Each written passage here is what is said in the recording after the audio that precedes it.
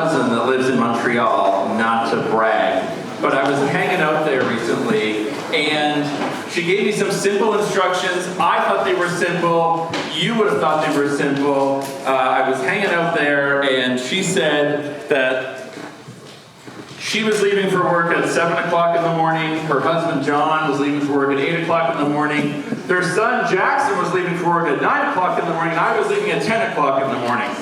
So, you'll be the last one to leave. Lock the house on your way out. Sounds so simple, doesn't it? I mean, half of you are probably locked into your dorm rooms right now. I can probably pick out like a dozen Davis boys that are locked out right now. You're probably all thinking, this seems so simple. How could this possibly go wrong? So, this is basically their house. I don't want to give away any, I'm not giving you their codes or anything. Option number 1, the front door. Obviously, number 1, am I right? Walk right out the front door.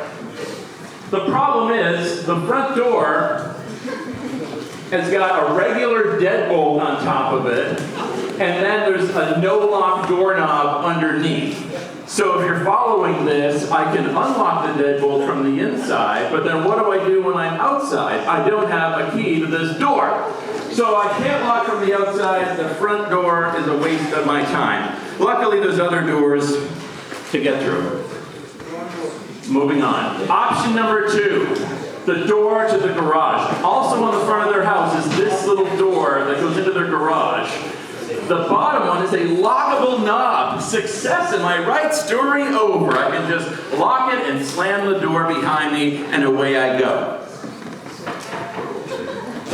On the top is a double key deadbolt. This means that you need a key to get in from the outside and out from the inside. This one is locked, and I don't have a key to get through. I can't even get through this door, ladies and gentlemen. I can't open the door. I'm not done yet. I'm not pulling the plug on this. Moving on, option number 3. I know you're probably thinking of it already, folks. It's the garage door. We've probably all done this at our own house, am I right? All you have to do is put the old garage door up, press the old button, and walk outside. You just press that button, walk out, the door closes behind you, problem solved, end of story. So I press the button, I walk out, and the door goes right back up. In case you didn't hear me, I pressed the button, I walked out, and the door went right up behind me. It's okay, it's going to be all right. I got out eventually. I'm here, aren't I? So these garage doors, they have a little sensor on them. There's a little laser on there, and normally this laser is right down at ground level. So this is inside the garage. There's the close button that I have to press, and then there's this laser. Now, who mounted this laser? What maniac put this laser up there? Normally this is like 5 centimeters off the ground. Normally this is like 2 inches off the ground, so if some kid leaves their bike there, or if there's some cat asleep, the door won't close on them. This one is mounted, I want to say 2, maybe 3, maybe 3.5 feet high. It's like cutting the door in half. Did I try and get through it? Of course I did. I'm not a quitter. But as I pressed the button and ran towards the door, I'd have like that much room. I either had to get over that laser and under the door, or under the laser and under the door. I'm not Indiana Jones. I know you guys look at me and you think I'm made of steel, but I'm not a superhero here. But I did try and get over it. I tried to get under it. Oh, frustrating, dead end. Thought that was going to be the solution to my problem. In hindsight, I probably just should have remounted the laser. I wonder if it's too late to go back and fix their garage door. Anyway, option number 4, the back door.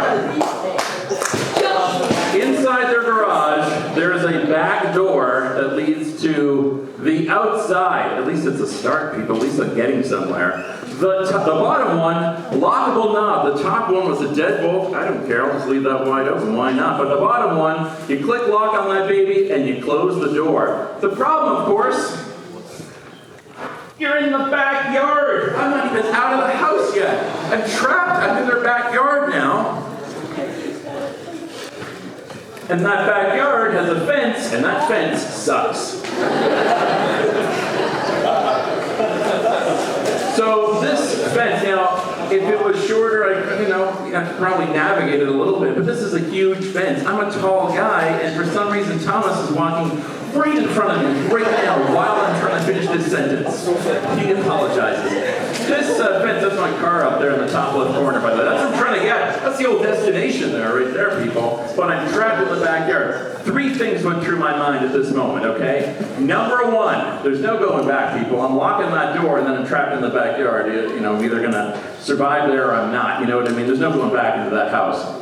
The fence, I realize, is part lattice. It's this weak, decorative lattice on the top there, people. So now I'm looking at this thing. This is even solid wood. Will this thing support my 180-pound frame? Getting over it? I don't even know. Is there a gate? Of course.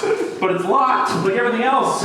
And then the third thing I thought of was, 180 pounds? Who am I kidding? What is this, 15-year-old Mr. Planetta trying to get over this thing all of a sudden? Where did that come from? Who do I think I am?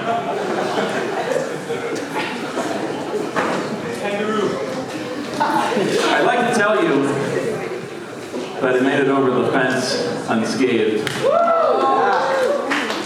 So I will. Ladies and gentlemen, I hit that fence like 2 miles at the Tokyo Olympics. I hit that fence like her going over that pommel horse. I launched myself over that thing, and I stopped that landing, ladies and gentlemen.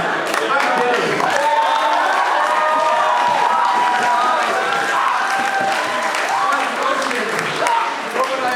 I couldn't even get back in the house. What would I have done if I had collapsed there, strung up on a fence in Montreal? Who knows?